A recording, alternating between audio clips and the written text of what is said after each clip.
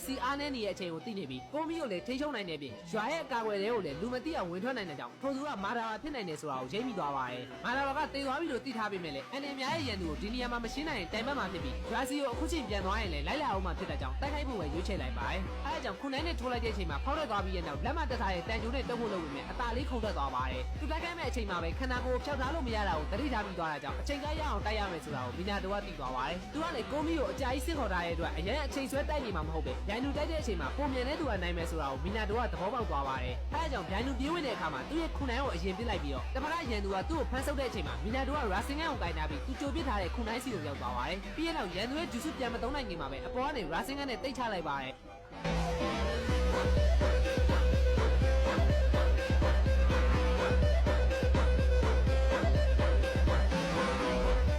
ဖုန်အတင်းနဲ့ထွက်လာတဲ့နိုင်ရူတို့ကြောင့်ဘရူတိုရောဆာစကဲပါအံ့ဩသွားကြပြီးများပြားလာတဲ့ချာကရာတွေကြောင့်အီရှီကီပါအနှဲငယ်လန့်သွားခဲ့ပါတယ်။သူ့ကိုတိုက်ခိုက်နေရင်တော့ဘရူတိုကိုဘေကင်းရရွှေ့ပေးလိုက်ပြီးအီရှီကီရဲ့တိုက်ခိုက်မှုတွေကတစ်ချက်မှမထိတော့တဲ့ပြင်နိုင်ရူတို့ရဲ့တစ်ချက်ကအရင်ထက်အများကြီးပိုအားကောင်းလာတယ်ဆိုတာရိပ်မိသွားပါတယ်။ဒီဆွမ်းအားကိုဘီရီယွန်မောလို့ခေါ်ပြီးအသုံးပြုသူရဲ့ချာကရာနဲ့ life force တွေကိုတက်တန်းမကုန်မချင်းကုန်ကျွမ်းအနေနဲ့အဓိကလောင်ကျွမ်းအသုံးပြုတာဖြစ်လို့မလိုအပ်တဲ့ဂျူစုတွေအကွက်တွေထုတ်မသုံးမှသာဒီဘီရီယွန်မောကိုအချိန်ကြာအသုံးပြုနိုင်မှာဖြစ်တဲ့ကြောင်းခူရာမာကပြောပြလိုက်ပါတယ်။နိုင်ရီတိုကိုတစ်ချက်မှတော့ထိအောင်မထိုးနိုင်တော့တဲ့အီရှီကီကလည်းဒေါသထွက်လာပြီးနိုင်ရီတိုကသူ့ရဲ့လေးလံလာပါတယ်ဆိုတဲ့ကုပါတုံးတွေကိုတော့အသာစီးပြန်ပြနေရဲ့ပြင်သူ့ထက်လုံးဝမြန်တဲ့အချိန်နဲ့တက်ခိုက်နေရကြောင်းမယုံနိုင်လောက်အီရှီကီကိုပါအသာစီးရနေတဲ့နိုင်ရီတိုရဲ့ဂျူစုကဘာလဲဆိုတာဆာစကဲလည်းစဉ်းစားမရဖြစ်သွားခဲ့ပါတယ်အနာကတ်ချင်တဲ့အီရှီကီကမျက်ခွက်ကိုအားရပါရအထိုးခံလိုက်ရပြီးရှရင်းငင်းနဲ့တောင်မနဲ့လိုက်ကြည့်ရတဲ့ဒုတ်ချောင်းတွေကိုနိုင်ရီတိုကလက်နဲ့အသာစီးဖမ်းပြနေရဖြစ်ပါတယ်အီရှီကီကဒီလောက်ကြီးမားတဲ့အစွမ်းကိုနိုင်ရီတိုဘယ်ကရလာမှန်းမသိတဲ့အတွက်ဒေါပလာခဲ့ပြီးလူသားစနိမ့်တော်ဝါတွေလုံးဝမရှင်းနိုင်ပါဘူးဆိုတဲ့အိုဆူဇူကီမျိုးနဲ့ဝင်တယောက်ကိုတဲအိတ်ထိုးသလိုစိတ်ကြိုက်တမနေရဲ့ပြီးသူ့ကိုကြာတစ်ချက်မှပြန်ထိခိုက်အောင်လုပ်လို့မရသေးရကြောင်းအီရှီကီလည်းတဖြည်းဖြည်းနဲ့အသေးခိုက်လာခဲ့ပြီဖြစ်ပါတယ်နိုင်ရီတိုကတော့နတ်ဖျားပါဆိုတဲ့ကောင်ကိုလုံးဝနားကျိတ်မပေးပဲပဲပဲနဲ့တစ်ချက်ချင်းအကြိုက်ပစ်ထည့်ပေးနေပြီးသူ့ရဲ့ signature racing gun ကိုလည်းတစ်ခေါက်လောက်စားခိုင်းလိုက်ပါတယ်အီရှီကီကတော့လက်ရှိအချိန်မှာပြေးရင်ပြေးမပြေးရင်ခွေးဆိုတဲ့အနေအထားရောက်တော့မှဖြစ်ပေမဲ့နိုင်ရီတိုကထပ်ပြီးတိုက်စစ်ဖွင့်လာခဲ့ပြီဖြစ်ပါတယ်ဘီရီယွန်မိုးရဲ့လောင်စာကယူဇာရဲ့တက်တန်းကိုအလင်းအမြန်တိုးစီတာဖြစ်ပေမဲ့ချာကရာဆိုတာကလည်းတယောက်နဲ့တယောက်ဆက်ဆက်နေတာဖြစ်လို့နိုင်ရီတိုရဲ့ထိုးချက်တိုင်းအီရှီကီကိုထိနေအီရှီကီရဲ့တက်တန်းကလည်းအလားတူကျဆင်းနေပဲဖြစ်တဲ့အကြောင်းခရမာကရှင်းပြခဲ့ပြီးသားဖြစ်ပါတယ်အဲအကြောင်းတဖြည်းဖြည်းအားနည်းလာရင်နိုင်ရီတိုရဲ့လက်တီးကမပြင်းထန်တော့ဘူးဆိုရင်တော့ထိုးချက်တွေထိမိနေတဲ့အီရှီကီရဲ့တက်တန်းကလည်းတဖြည်းဖြည်းဖင်နာကပ်လာခဲ့ပြီဖြစ်ပြီးတရက်ခွဲလောက်ကြံရသေးမဲ့အချိန်မှာနိုင်ဝက်အထိပြုတ်ကျလာတာကိုအီရှီကီကလည်းသတိထားမိလိုက်ပါတယ်ဒါပေမဲ့နိုင်ရီတိုကိုစက်မတိုက်ပဲထွက်ပြေးလို့လည်းမရရကြောင်းအီရှီကီကစုပ်လဲစုစားလဲယူရမယ့်အခြေအနေနဲ့ရင်ဆိုင်နေရတာဖြစ်ပါတယ်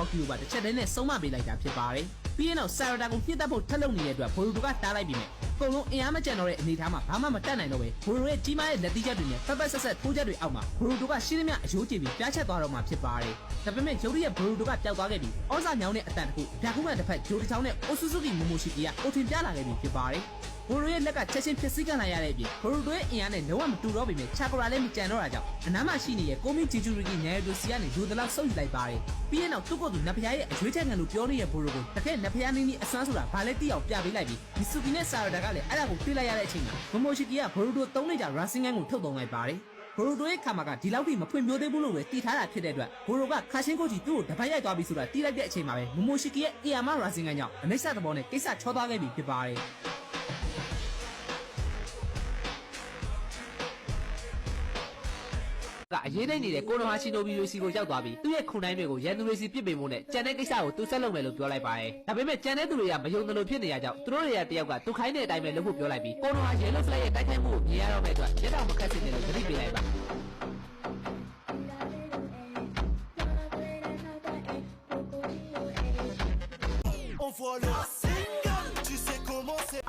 ါအဲကြောင့်ခူရာမနှစ်ချမ်းတွေ့သွားကြပြီနယ်တို့ရဲ့ခူရာမကကျန်တဲ့သူ့ရဲ့တဝက်စီကနေချာကရာနည်းနည်းလောက်ပေးဖို့တောင်းလိုက်ပါတယ်။အိုဗီတိုကတော့မီနန်တိုကဘာမှလုပ်ပေးနိုင်မှာမဟုတ်ပဲသူသတိနယ်တို့နဲ့ဆာစကဲကမာတာရာကိုရင်ဆိုင်မှုအတူတူရောက်နေကြပြီတယောက်ကရင်းနေကန်နောက်တစ်ယောက်ကစစ်ပတ်စိတ်ကျူစုရသွားပြီဆိုတာမာတာလေးမီးကရှင်းမီးရေပွဲကိုကင်ပေါက်ရင်နယ်တို့ကိုမျိုးချဖို့လုပ်ပါတယ်နယ်တို့က904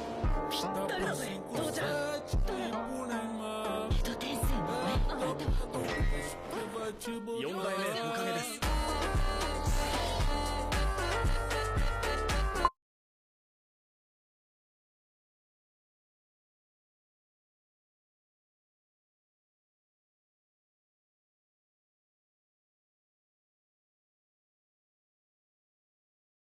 သူ့ရဲ့လေးလံလာပါတယ်ဆိုတဲ့ကုပါတုံးတွေကိုတော့အသာလေးပြန်ပြစ်နေရိုတိုနဲ့ဆာစကဲကမာတာရာကိုရင်ဆိုင်မှုအတူတူရောက်နေကြပြီတယောက်ကရင်းနေကန်နောက်တစ်ယောက်ကစစ်ပတ်စိတ်ကျူစုရသွားပြီဆိုတာမာတာရာရိမ့်မိပေမဲ့သူကနှစ်မျိုးလုံးပိုင်ဆိုင်တာဖြစ်တဲ့အတွက်အေးစစ်စစ်ပဲလို့တွေးနေမိပါတယ်ပြီးရင်တော့ခင်ရအောင်လျှက်စီးယူနဲ့နှစ်ယောက်လုံးကိုတိုက်ပြီးမဲ့နေရိုတိုကအော့နဲ့ကာလိုက်တဲ့ပြီးဆာစကဲကလည်းရင်းနေကန်ရဲ့အစွမ်းနဲ့တယ်လီပေါ့သွားလိုက်ပါတယ်အဲ့ချိန်နေရိုတိုကတတ်ထုကြောင်နဲ့တိုက်ရိုက်ပြီးမဲ့ရှစ်မှာတစ်ခုကနေခဲ့ပြီးမာတာရာရဲ့စစ်ရောင်ကြီးစွမ်းကိုပါအသေးအတန်ရှောင်လိုက်ရပါတယ်ဆာစကဲကတနေရာကိုဓာတ်နဲ့ပစ်လိုက်ပြီးမဲ့ Ompong menggerang rantau kutel menyusap Tuyo gundul kesana kesini ngampet kendul Kendul wadel ladel lo tampak lo yo Selangkong jalannya miring-miring itu နေရိုတိုလေ့ကျင့်ရေးသွားနေတဲ့အချိန်3နှစ်အတွင်းကိုနိုဟာမာရူကသူ့ရဲ့အခန်းကိုရှင်းပေးထားတာဖြစ်ပြီးသူ့ကိုယ်ကြီးပြန်လာရင်အစင်းနဲ့ကြိုးစုံနိုင်အောင်ဖြစ်ပါတယ်။အဲ့လိုနဲ့ကိုနိုဟာကိုနေရိုတိုပြန်ရောက်လာတဲ့အချိန်မှာသူတိုးတက်လာတဲ့ဆက်စီဂျူစုကိုထုတ်ပြခဲ့ပေမဲ့နေရိုတိုကသူ့အထက်ပုံမိုက်တဲ့နှာမှုဂျူစုအသစ်ကိုတက်မြောက်လာတဲ့အကြောင်းပြောပြရတဲ့အတွက်ဆာကူရာရဲ့လက်သီးကိုဦးပြပြစားလိုက်ရပါတယ်။တကယ်တော့ကိုနိုဟာမာရူကနေရိုတိုရဲ့အခန်းကိုတန်ရှင်းလုပ်ပေးထားတာကသူ့ကိုဂျူစုအသစ်လေးများတင်ပေးမလားဆိုတဲ့မျှော်လင့်ချက်နဲ့အကျိုးလိုညောင်ရင်လောင်းတာဖြစ်တဲ့အတွက်နေရိုတိုကလည်းသူငငယ်ရဝတ်ခဲ့တဲ့အင်ကြီးလေးကိုပြန်သိမ်းထားလိုက်ပြီးကိုနိုဟာမာရူကိုလေ့ကျင့်ပေးဖို့ထွက်လာကြပါတယ်။ကိုနိုဟာမာရူကတော့နှာဘူးဂျူစုအသစ်လိုပဲထင်တာကြောင့်ပထမအဆင့်ကလှည့်ရမယ်ဒုတိယအဆင့်ကပါဝါနောက်ဆုံးအဆင့်ကတော့ထိန်းချုပ်နိုင်ရမယ်ဆိုတဲ့စကားတွေကိုတောက်တလွဲတွေပဲတွင်းနေခဲ့ပါတယ်။ဒါပေမဲ့နေရိုတိုကတော့သူတင်ပေးမဲ့ဂျူစုကအေရန်အဆင့်ရှိတဲ့ဂျူစုဖြစ်ပြီးအဲ့ဒါကိုရာဆင်ဂန်လို့ခေါ်တဲ့အကြောင်းလက်တွေ့ပြလိုက်ပါတယ်။ကိုနိုဟာမာရူကလည်းဂျူစုကအရန်လမ်းမိမဲ့နေရိုတိုပြောသွားတာတွေတလုံးမှနားမလည်လိုက်တဲ့ကြောင့်ဒီဂျူစုကငတုံးလေးအောင်လေ့ကျင့်လို့ရတဲ့ဂျူစုဖြစ်တဲ့အကြောင်းနေရိုတိုကပြောပြလိုက်ပါတယ်။ပြီးရင်တော့ပထမအဆင့်ကရေဘော်လုံးဖြစ်ပြီးကားလို့လုပ်လိုက်ရင်ဘန်းလို့ပောက်သွားလိမ့်မယ်ဆိုပြီးတိတ်တိတ်ချာချာရှင်းပြပေးလိုက်ပါတယ်။တောက်ကျိုးနဲ့ဆရာနေရိုတိုကလည်းသူ့ညံရည်နဲ့အကောင်ဆုံးကားလို့လုပ်လိုက်ရင်ဘန်းလို့ပောက်သွားလိမ့်မယ်လို့ပြောပြီးတဲ့နောက်သူ့မှာလှုပ်ရှားရရှိသေးတဲ့အကြောင်းနဲ့အခုချိန်ဒီကိုနိုဟာမာရူသူ့စီကတတ်ထားတာတွေကကိုယ်တိုင်စိတ်ဝင်စားရှိလို့ဖြစ်တဲ့အတွက်ကိုနိုဟာမာရူသာဆိုရင်လုံနိုင်မယ်လို့သူယုံကြည်ရဲ့အကြောင်းပြောပြီးထွက်သွားခဲ့ပါတယ်။နိုင်ငံရွေးလို့ရတဲ့ VPN လေးခံကြည့်ပေးခြင်းဖြင့်သူ့အဖေလို့မဟုတ်ပဲ၄ယောက်မြောက်ဟိုကာကမီနာတိုကိုယ်တိုင်ကနေရိုတိုကိုနင်ညာမဟုတ်တဲ့နှစ်ကောင်လေချာကရာမသုံးတတ်တဲ့အတွက်ကုတ်ဖက်ပြီး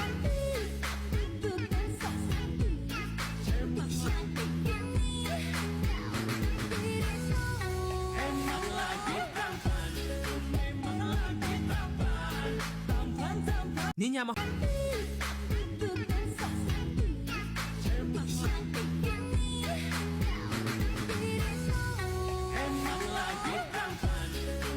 နင်ညာမ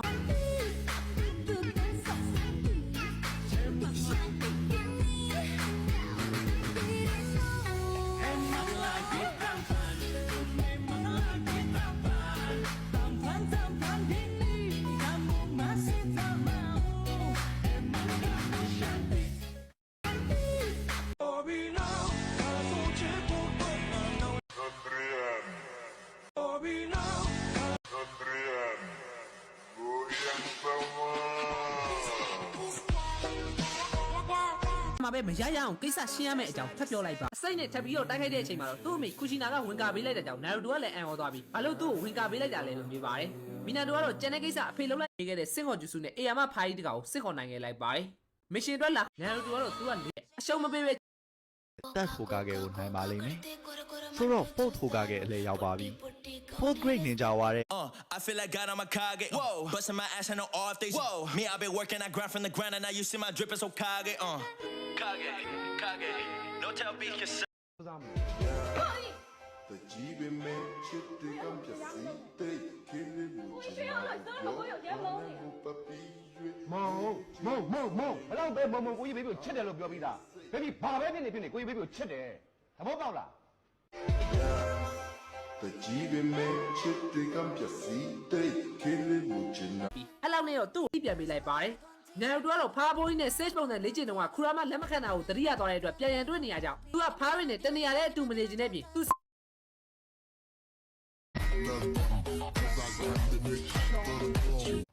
Roxana Kiki.濃厚チョコ。中ザクザク。バナナ。チョコバナナうまっ。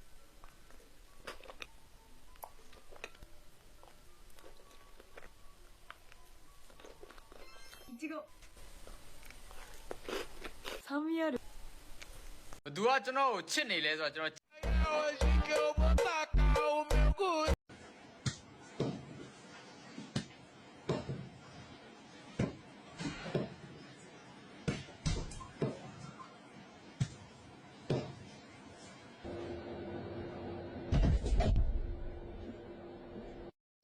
ဆာကူရာကချက်ချင်းနောက်ပြန်ပြေးသွားပြီမြဲသူ့မိမအကြောင်းကောင်းကောင်းသိရဲ့ဆာစကေကရင်းနေကနေနေရာလဲပေးလိုက်တဲ့အတွက်ရှင်းရဲ့အနာကိုရောက်သွားပြီးတောက်ကြီးတောက်ကျပြောတဲ့မျက်ခွက်ကိုအားရပါရထိုးချလိုက်ပါတယ်ပြီးရင်တော့မိဘတွေကိုအထင်မသေးဖို့ပြောရင်လဲကျသွားတဲ့အချိန်တစ်ဖက်ကနေတူနဲ့တက်ခိုက်နေတဲ့ရှင်းရဲ့ကလေးတွေကလည်းနောက်ပြန်ဆုတ်သွားကြပြီဒီနေရာကိုသူ့ကလေးတွေနဲ့အာယုံလွှဲထားတော့မှရှင်းရပြန်ပြေးဖို့လုပ်လိုက်ပါတယ်ဂျန်နရီကိုတိုက်ဖို့ပြောပေမဲ့ချစ်လာတော့တားရီကတော့ကျွေးတပတ်ခင်ကြီးကိုပဲဝိုင်းပြီးတုံထိုးလုပ်လိုက်ကြတဲ့ပြင်သူတို့ကအတုံးချနေတာတော်လောက်ပြီဖြစ်ပြီးသူတို့ဖေရဲ့မျက်လုံးအစွမ်းကိုလည်းမလိုအပ်တော့ပဲသူတို့ကိုယ်တိုင်တီထွင်ထားတဲ့နောက်ထပ်ရှင်းတွေအများကြီးကထွက်လာကြပါတယ်သူတို့ကိုယ်တိုင်မလောက်တဲ့လောက်တဲ့နဲ့ဖန်တီးထားတာဖြစ်တဲ့အတွက်အရွယ်စားပုံစံတွေကမတူညီကြပေမဲ့အင်အားများလုံးတာကြောင့်လွယ်လွယ်နဲ့ထိန်းလို့မရတဲ့အချိန်မှာတော့နိုင်တူကတော့ကလေးတွေကိုမတက်ပြဖို့ Sasuke ကိုမှန်နေခဲ့ပါတယ်အဲ့အချိန်မှာရှင်းကစင်းနေညာ Sakura ကိုပါခေါ်ပြီးထွက်ပြေးဖို့လုပ်ပြီးမြဲဒီတခါတော့သတိမလွတ်တော့တဲ့ Sarada က Shuriken နဲ့ဖျက်ထားလိုက်ပြီးသူ့အဖေရဲ့ Sharingan နဲ့ရန်သူရဲ့လက်နက်ကိုရှောင်ပြီးသူ့အမေရဲ့အင်အားမျိုးနဲ့တစ်ချက်တည်းပွဲသိမ်းပေးလိုက်ပါတယ်ဆာရဒါကိုအာယုံရောက်နေတဲ့အချိန်ကလေးတယောက်ကနေတူကိုသူ့ရဲ့ဓာတ်နဲ့ပြေးထိုးလိုက်ပြီးမြဲရုပ်တရက်ဒေါသထွက်သွားတဲ့ခူရာမကိုနေတူကစိတ်အေးထားဖို့သတိပေးလိုက်ပြီးသူတို့ကိုလည်းကြောက်စရာမလိုတဲ့အကြောင်းပြောပြလိုက်ပါတယ်ဒါပေမဲ့အမြင်တွေချိတ်ဆက်ထားတဲ့ကိုဝါရဲ့အကုန်လုံးကခူရာမကြောင့်ကြောက်တူးတုံနေပြီးလက်နဲ့ချသွားတဲ့အကြောင်းဆာစကေကတော့ညှတာလုံးတဲ့အကြောင်းပြောပေမဲ့နေတူကတော့ကလေးရွယ်ပဲရှိသေးတဲ့သူတွေကိုမှန်တဲ့အရာနဲ့မှားတဲ့အရာကိုတေချာလမ်းပြပေးရမှာကသူတို့ရဲ့တာဝန်ဖြစ်တဲ့အကြောင်းပြောပြလိုက်ပါတယ်